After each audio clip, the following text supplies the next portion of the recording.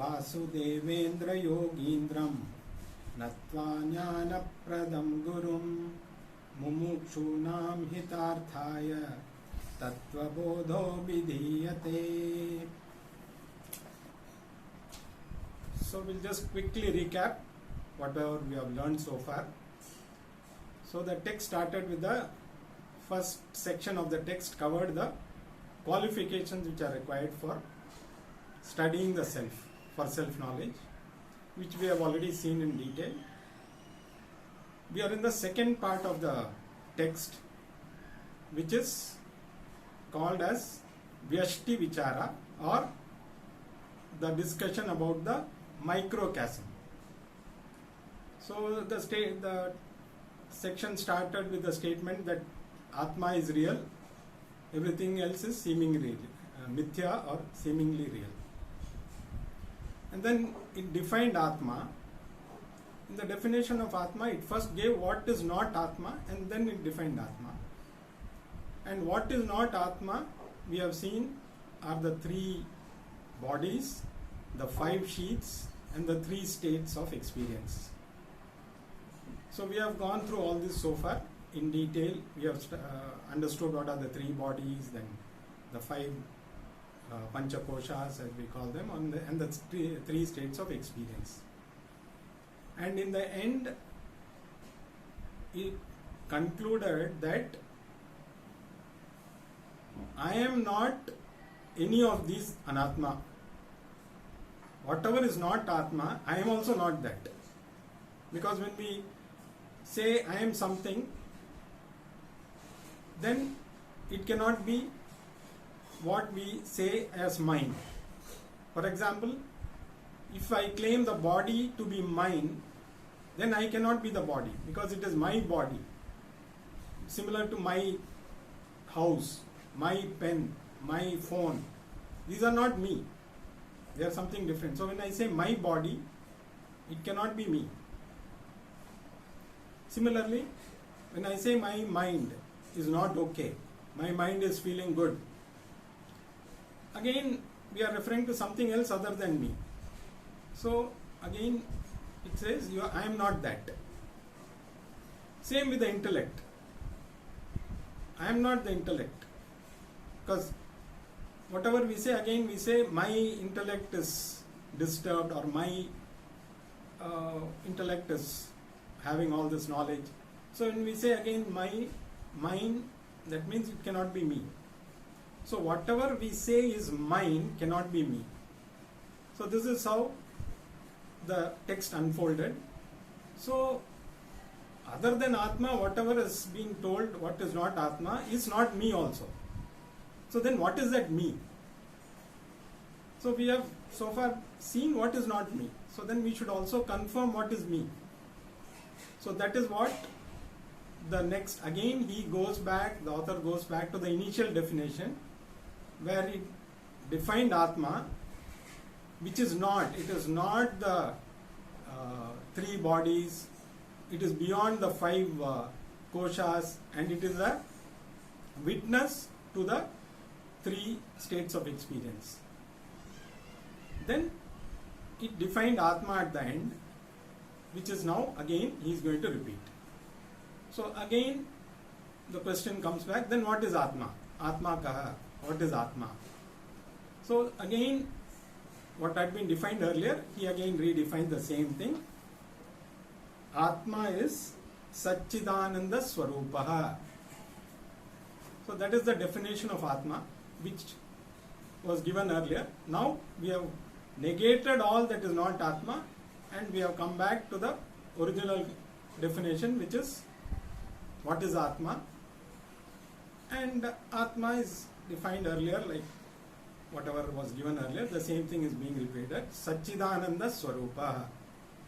Now this statement consists of three words: Sat, Chit, Ananda, Swarupa. So Sat, Chit and Ananda. This Atma is these three. Now let us understand each of this. What is Sat? So the next question is, what is Sat? The Sat is defined as that which stays in all three periods of time or existence. So Sat, you can say, is truth. And what is truth? If you ask someone to define truth,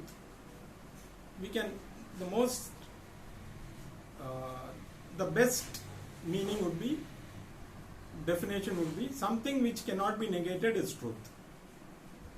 Because whatever is negated cannot be truth. So Sat is that truth which is there all the time. Our existence itself is truth. It cannot be negated. So that is the definition of Sat. Now let us move to Chit. Because Chit is something, if we understand, then Sat also is the same. So Chit can be explained a little more. So what is Chit? Chit is defined as Jnana Swarupaha, the nature of pure consciousness. Now again we need to understand now what is this consciousness. Consciousness is nothing but what makes me function. I am here because of consciousness. This body is alive because of consciousness. Now what is this consciousness? How do you define this? How do you understand this consciousness? This is what we are going to look at.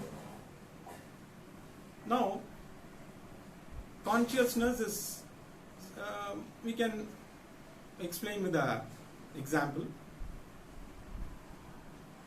If I show you my hand and say, what do you see?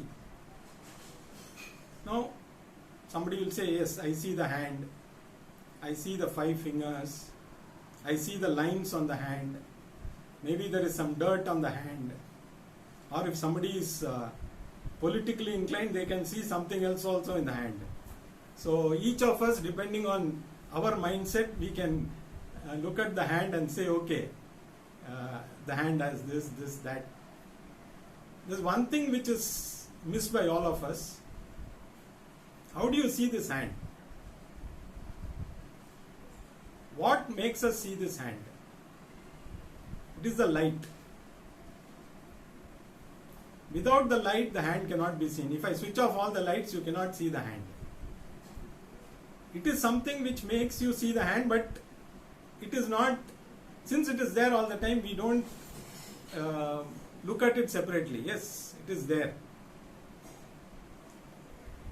Now, this light is not a product of the hand. The hand doesn't produce this light to make the hand see. It is not emitted by the hand also. It is not a, you can say, product, or you can say it is not okay. So the hand is the light is not produced by the hand. It is not a nature of the hand. It is not that hand by itself is luminous. So it cannot be the nature of the hand. Now, if I remove the hand, the light continues to be there. Though we may not, it is obvious, it is there, but we don't say there is. When you say what is there, you can say there is nothing. But there is light. And if you switch off the light, you can say there is darkness. So, the light continues to exist even after the hand is not there. And the light is not limited only to the hand. It is not that it falls only on the hand. It lights up everything around. So, the light is not limited by the hand. It is not produced by the hand. It is not a property of the hand.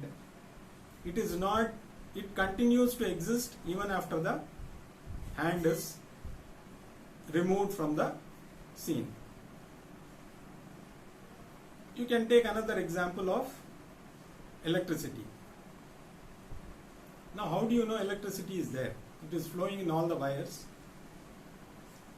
When you switch on, when you put on the switch, you see the light burning. Oh, okay, there is electricity. You can see the fan rotating. There is electricity. If the bulb gets fused, does the electricity go off? It continues to be there.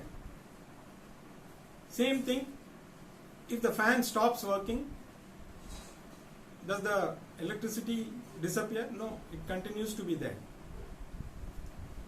None of these produce electricity. The fan or the light, the bulb doesn't produce electricity. So these are all things which function because of electricity, but electricity is there even if these things don't exist. And if you have a doubt, okay, what happens after this bulb is fused? Will there be electricity? You can just put your hand inside the socket and see. You will know it is there or not. And that also, but you have to switch on. If the switch is off, you will not feel that. So the same thing, the consciousness continues to be there. So somebody dies. What happens to the consciousness? Does it continue or does it stop with the body? It obviously it continues. How do we know? It is difficult at this moment to explain how it continues, but it is a matter of understanding. So like without the switch you cannot see whether there is electricity. So without the body you cannot see whether the person is live or not. If the person is live, that means there is consciousness. So once the person is dead, the consciousness leaves the body and you no longer function in that particular form. But that doesn't mean like electricity, it is not there. It is there, but there is no medium for it to express. So that is what consciousness is all about. Even we can take like earlier we had talked about the movie, the screen. The movie is going on, we can see the movie, we get emotional, we get all kinds of, we get fear, we get laughter, everything when we see the movie. But what is permanent in a movie is the screen. So again, the screen is not affected. Similarly, the conscious is not affected by whatever happens to the body or the mind. So the screen is not affected. The screen is not part of the movie. The screen continues to be there after the movie is over. The screen is not just even if you have 70 mm screening, still the screen will be larger than the movie, the projected movie. So these are all the examples which show that consciousness is what makes us function, and it is permanent. It continues to exist even after the body does not function. So this is what we need to understand about consciousness, and it is Jnana Swarupa. It is the embodiment of knowledge. So all the knowledge is contained in the consciousness. So now coming back to Sat and Chit, again you can say they are same. So what is always available is both Sat and Chit. It continues to exist, and that is the truth on which everything depends. So all the other things we have already negated. None of those other things exist on a permanent basis, and they are all seemingly real. At this moment they are real, but they are not permanent, The only thing that is permanent is the consciousness. And then the third part of this definition, which is Ananda Swarupaha. What is Ananda? It is called as fullness or extreme happiness. Now, what is this fullness? What is happiness? So let us just understand. When do you feel happy? At any moment, when you feel you are not limited, when you feel you have everything, when you feel I don't need anything more, if you are in that state, you are in a state of happiness. Because you don't see any limitations, you don't see anything which is missing in your, be in terms of physical or any other form. That state is called as fullness. So we are all looking for this fullness, which we experience at certain times. For example, when we have a good meal, when we are fully satisfied, you come to a stage where you are so full that you cannot eat anything more and you feel extremely contented. For some time you feel there's nothing like this, I don't need anything more. We all must have gone through that, especially the traditional kind of having food, not the modern way of a buffet, and because buffet probably leaves us more unsatisfied than satisfied, because there are so many things. Firstly, you stand, you keep moving around, you're not in a steady position to enjoy, and then there are some 40-50 dishes. You first go to one and you see, this looks good, you have a little more of it. Then when you go to the next one, you have a little, and by the time you come to the 5th or 6th dish, you're already more than half full. So then you wish, I wish I had seen this first, I would have taken. Or you have fully, and then you feel feeling good, and somebody else saying, did you taste that thing? Then you feel, then all your satisfaction is gone. And nowadays they serve you some 10 kinds of sweets, which is impossible. If you are a diabetic, you forget about even having one. Even if you are not, nobody can have 10 sweets. But you love all those sweets and you wish you can have all of them, but you can't.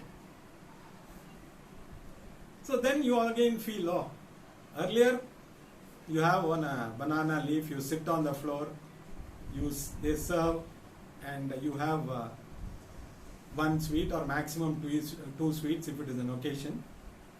And after that, you have one Bodah or something like that, and you feel, nothing more. I don't wish to have anything else more in life.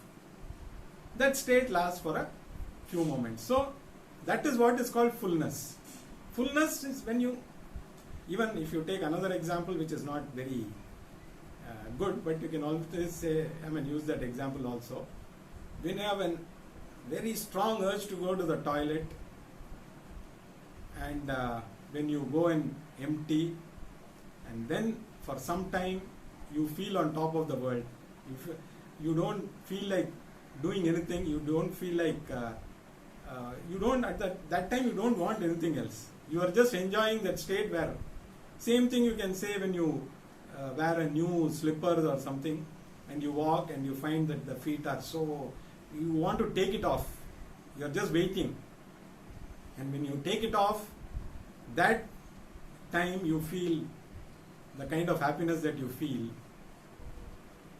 That is something which only when you experience it. So that it gives you a state of fullness. It just gives you I would say, a trailer of what is this fullness. A state where you don't want to have anything else.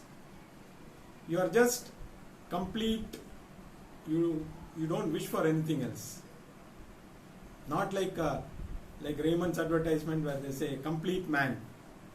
I don't know what is there for women, but complete man, as if when you wear that suit, you don't need anything else in life.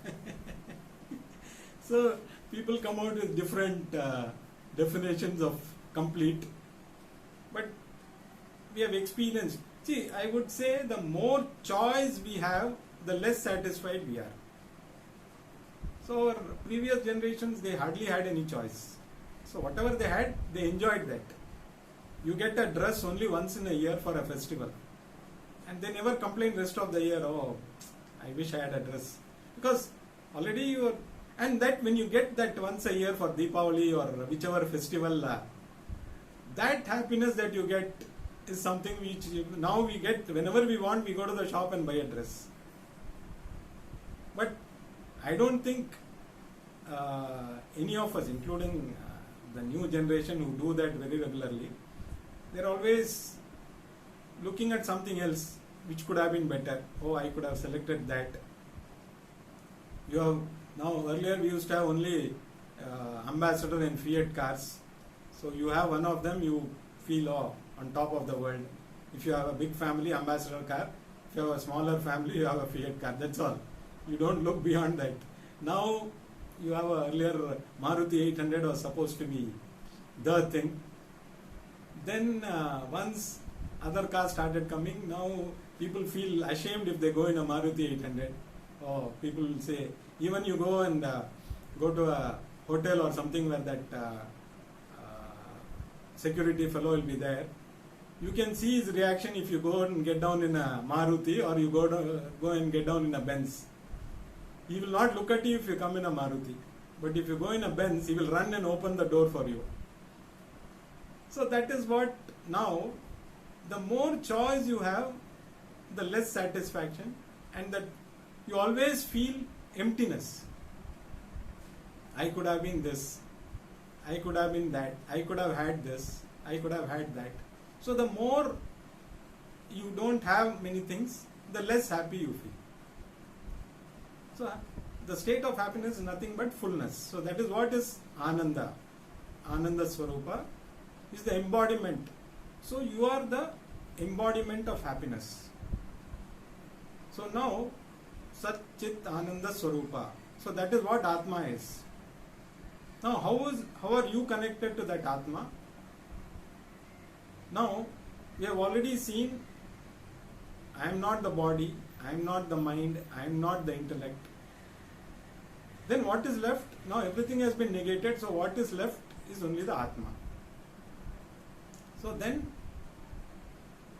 now the only thing to own up is the Atma. So there's nothing else left to accept.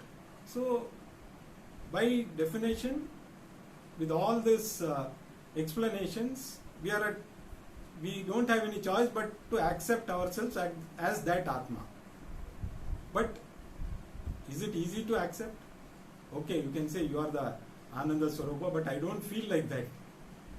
I feel the moment I get connected to the body and the mind, I forget the Atma. I don't feel that I am the Atma, because I feel connected, because that is something I am used to.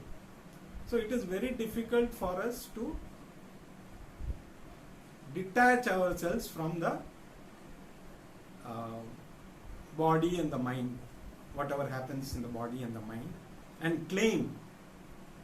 So in our true nature is the Atma. So we feel, okay, we are mortals, so we are going to die. We don't know how long we are going to live. But if you feel you are the body and the mind, that fear is justified. Because definitely, okay, once I die, then what happens? What happens to me? Do I exist or don't I exist?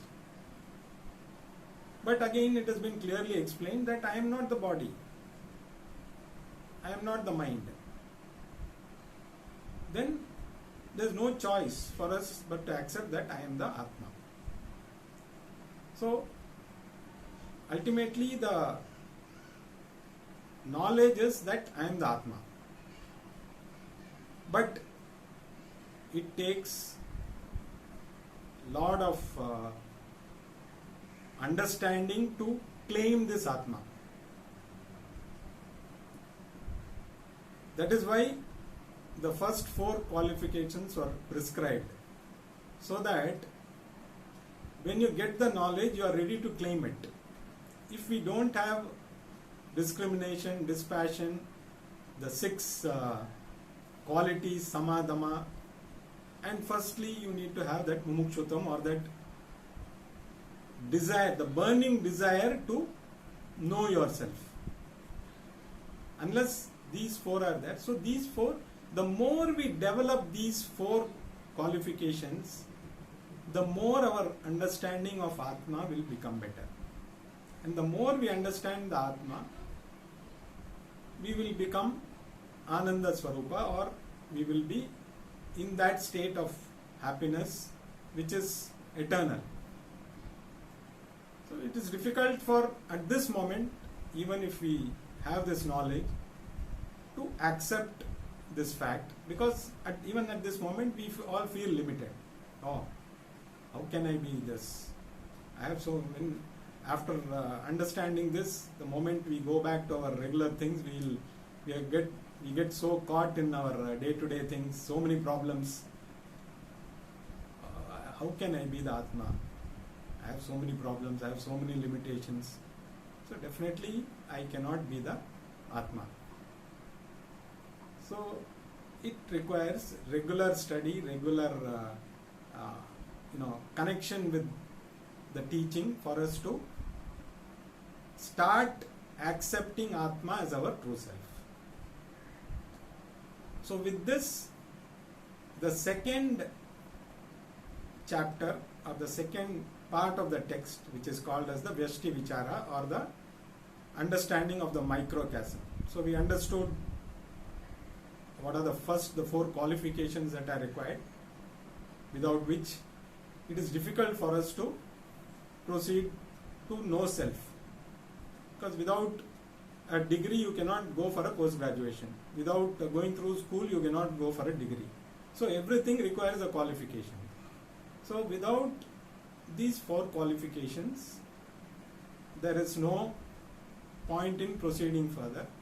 But even among these 4 qualifications, the basic one is of course the desire. The more the desire to know, the more we will go in search of that knowledge. Because most of us, that's how the world functions. The world functions because we are all caught up in this. Otherwise, if everybody becomes full, then there's nothing. There's no world at all. So that is how it functions. So later we will know how to understand this in a more permanent way, you can say. Keep this knowledge with us more. So we need to understand. That is why it is called Vichara. We need to understand. The more we understand, the more we are likely to accept that we are the Ananda Swarupa. So with these things, and then we understood what are the 3 bodies. We understood the nature of these 3 bodies. What is a physical body?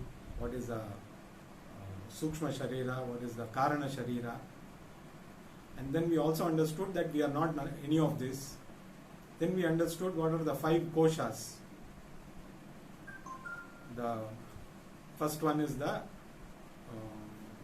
Annamaya kosha, then Pranamaya kosha, Manomaya kosha, and Vijnanamaya kosha, and then Anandamaya kosha. So again we have understood that we are not any of these. And then the 3 states, the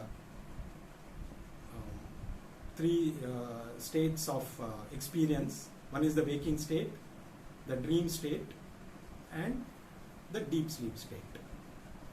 So all these we have understood in detail, which forms the microcosm, the minute details.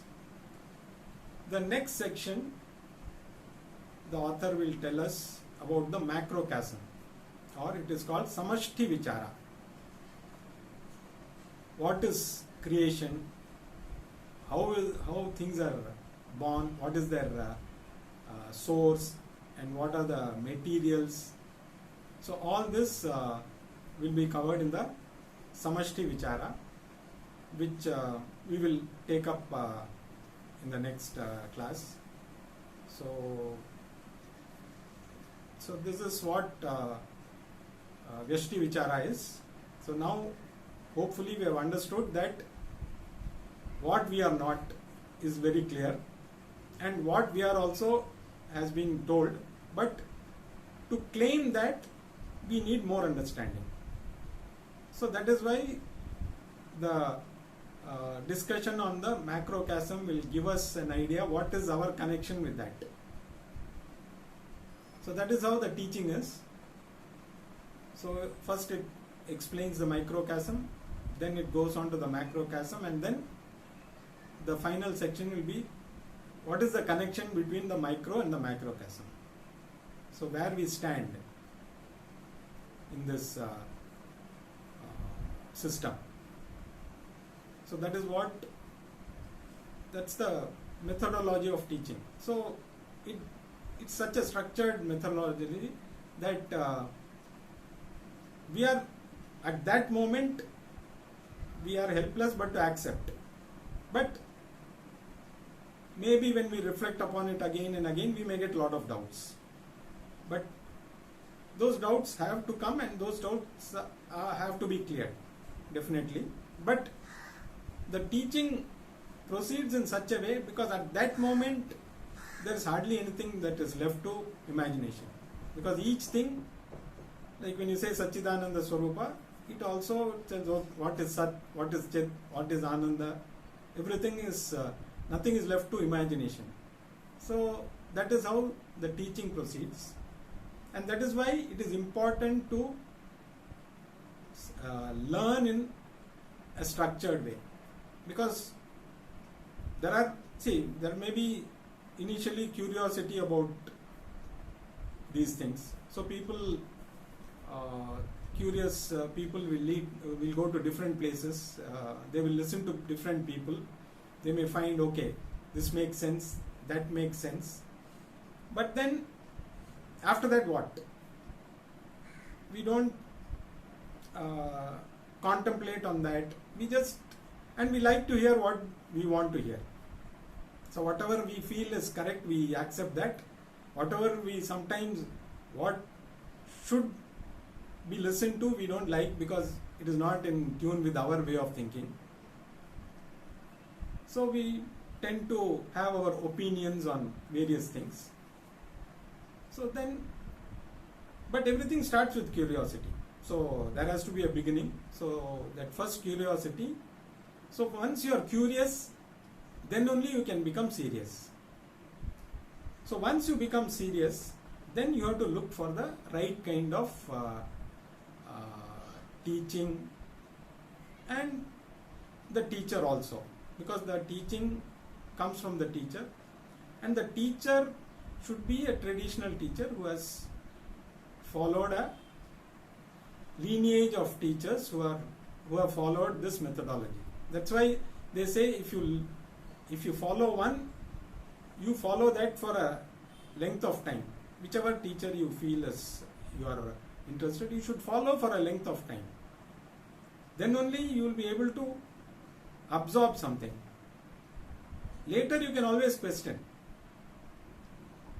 But if you keep jumping, okay, this also sounds good, that also sounds good, there will be more confusion. So that's why they say if you are following one, follow that for a length of time till you are very sure. Then you can look at other things also, and then if something is there, you can always check whether that is right. If somebody says this or somebody says that, could that be right? Then you can check with your teaching, and if you don't get the answers, then whatever you have learnt also may not be correct. So that is how this teaching methodology is adopted. So we will continue with the discussion on the macrocosm from the next class. So we will wind up with this.